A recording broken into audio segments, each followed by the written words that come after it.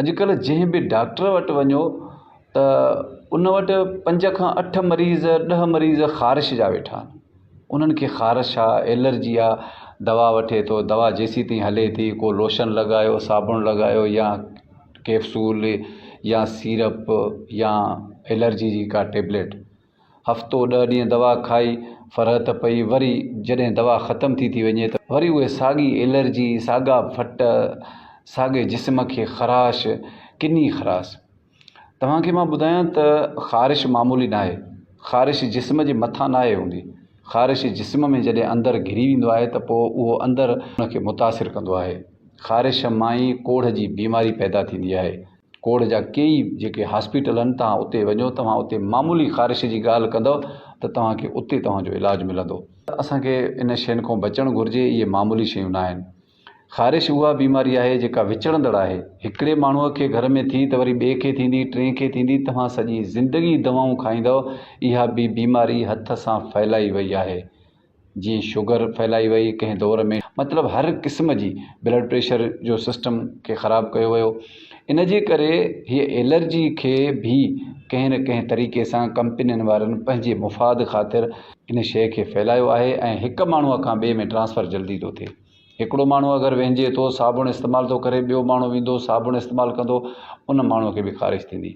हिक ॿिए जो असां ट्रॉल जेको इस्तेमालु कंदा आहियूं त उन सां बि उन एलर्जीअ जो तालुक़ु आहे, उनखे बि ख़ारिश थींदी। तव्हां 1000 दवाऊं वठो, तव्हांखे इहा ख़ारिश छॾणी न आहे। तव्हां जेसीं ताईं पंहिंजी परहेज़ न कंदव, तव्हां पंहिंजा टोटका इस्तेमालु न कंदव, मेडिकल तव्हांखे जेका आहे त उहो पंहिंजे दवाउनि ते हेराइण थी चाहे। मेडिकल कोशिशि कंदी त असांजे दवाउनि ते हेरनि त जीअं को बि माण्हू माना वांदो न हुजे मेडिकल खां। तव्हांखे हिकिड़ो नंढिड़ो टोटको थो ॿुधायां, तव्हां उहो इस्तेमालु कयो, तव्हां हिकु वॾी बीमारी खां बची सघो था। ऐं असांजे घर में ओड़े पाड़े में इहे शयूं थियूं आहिनि। असां उन्हनि खे, इन बीमारी खे हमेशह जड़ खां ख़तमु करे छॾियो आहे। हाणे मेट आम मिले थो, जेको सस्तो आहे तमामु। मेट पुसायो, उन में सरह जो तेल विझो, उहो पंहिंजे जिस्म ते लॻायो। सॼे जिस्म खे लॻायो, जिते को बि जिस्म जो हिसो रहिजी न वञे।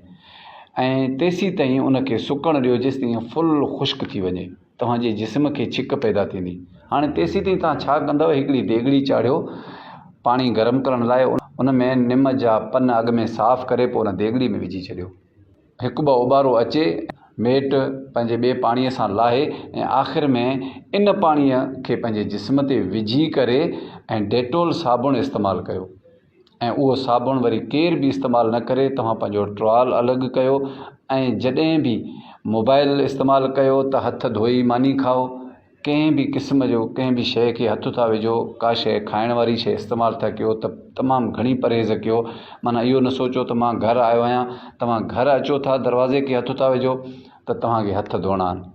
पाण खे थोरी सफ़ाई रखणी आहे। तव्हांजा कपिड़ा जेके आहिनि त उहे उस ते रखणा आहिनि। जेके तव्हां बिस्तर इस्तेमालु था कयो राति जो, खट ते, बेड ते, जेके बि आहिनि, रिली आहे या कंबल आहे, कुझु बि विहाणो आहे, उहो सभु तव्हां उस ते रखंदा कयो, जीअं उहे ख़ुश्क थियनि ऐं उन्हनि जा जरासीम जेके आहिनि उहे मरी वञनि।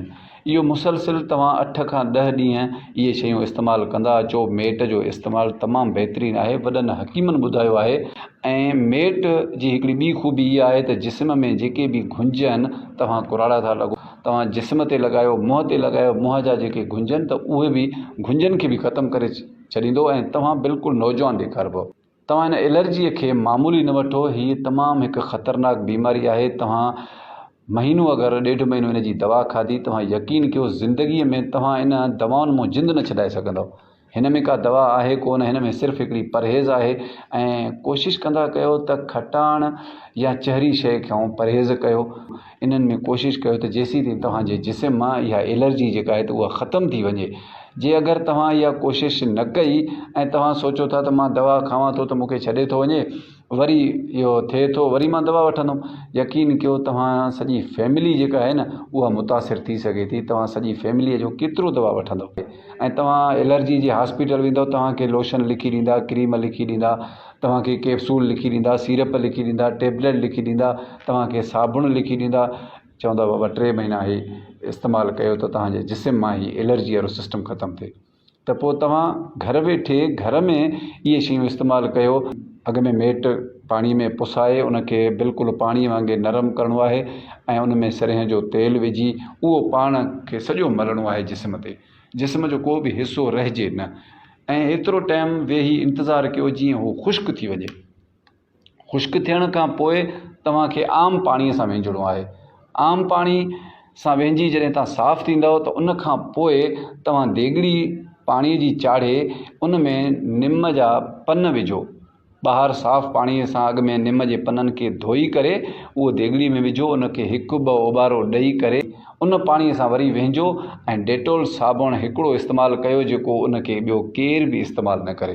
तव्हां पंहिंजा हथ बि उन सां धोअंदा कयो, तव्हां वेंझो बि उन सां, ऐं उहो साबुण वरी ॿिए हंधि रखी छॾियो जीअं उनखे ॿियो को हथ बि न लाहे। ऐं प्लस में ट्रॉल उहो तव्हां अकेलो पाण इस्तेमालु कयो। ऐं बिस्तरा जेके तव्हांजे खट ते या फर्श ते या बेड ते तव्हां कीअं बि इस्तेमालु कयो था त उहे सभु राति जो तव्हां जेको इस्तेमालु था कयो त सुबुह जो उथण खां पोइ उन सभिनी बिस्तरनि खे जेको आहे त उस ते रखिणो आहे त जीअं उहे सभु ख़ुश्क थियनि ऐं उन्हनि मां जरासीम ख़तमु थिए। अगरि मुंहिंजो पैगाम तव्हांखे पसंदि अचे त पंहिंजे दोस्तनि सां ज़रूरु शेयर कजो। मां नओं मौज़ू खणी वरी तव्हांजी ख़िदमत में हाज़िर थींदुसि। तेसीं ताईं मूंखे ॾींदा इजाज़त। अल्लाह निगहबान, सदाईं गॾु।